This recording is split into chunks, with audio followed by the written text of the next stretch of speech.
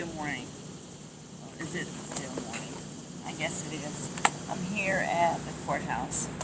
Just came from a case from a young man who was 14 years old, or who is 14 years old, who shot and killed his brother. So, as you know, my son was killed as well. And it's a feeling that is undescribable. As I sit here, as I sat in the courtroom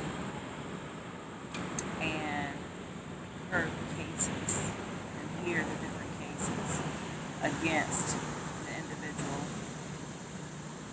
I look at the moms, look at the dads, and they are just as devastated as the individual who committed the crime is. And how to deal with that is traumatizing. This young man's life will forever be changed. For one, because he shot and killed his brother. For two, he's got to suffer the consequences of doing so. And then the other victim, of course, is the parents. They have to live with the fact that one son is murdered and the other son is behind bars and don't know how long that he will have to be behind bars and be in the criminal justice system as a result of his behavior. And it leads us, as parents, of course, to think about those things that we have done or have not done as parents. And it's a process to learn. It's a process to go through that.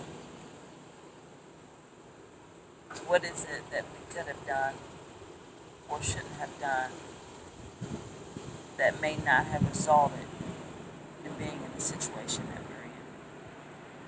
So I tell you this because if you have any warning signs that's going on with your son or your daughter, because there's young women up there as well as young men, I encourage you to wake up. I encourage you to listen. I encourage you to communicate with your children to find out exactly where they are mentally. I was just told about another case, a young guy, 16 years old. He's got a kid. The kid is a year old. All right, so go figure. He is not thinking about school. He's only 16. He's not thinking about school. He's got a baby. And his older, not mentor, but his family members are encouraging him to work. Because I understand they want him to do something, but they're not thinking about education because he's not thinking about education. We have to think about where is that going to lead to. We know he's going to need education. Everybody deserves their high school diploma. If you never go to school again a day in your life, you at least deserve a high school diploma. And so for his parents or the ones who are his guardian to not push for education sets him up to fail in certain ways. And he cannot ever go to school again a day in his life and be very successful. That's not what I'm saying. That he won't be. But we know that education is key as well for him to continue to be. He's only 16 years old. What is that, 10th grade, 11th grade? Even if he made it to that grade anyway. And now he's got a child. And there's certain things that he needs to have, certain things he needs to obtain that education can provide for him in order for him to move forward. And so there again, there is a reason why he's in the justice system as well. And we need to pay attention as parents. Tennis shoes is not the answer. I told my kids, continue to tell the one, every pair of tennis shoes that's out there is not the answer. Kids can't live in tennis shoes and they can't make decisions for them.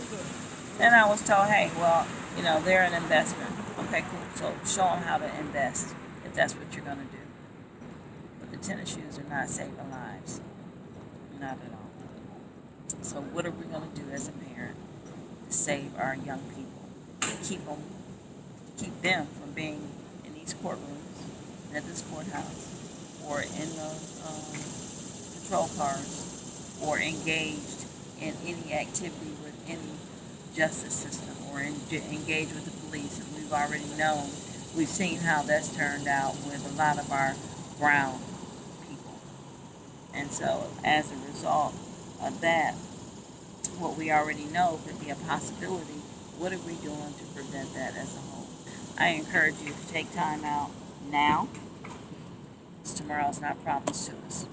Take time out now and consider what you have done or have not done in relation to your children. Pay attention, notice, listen, and communicate. Until the next time, talk to you soon.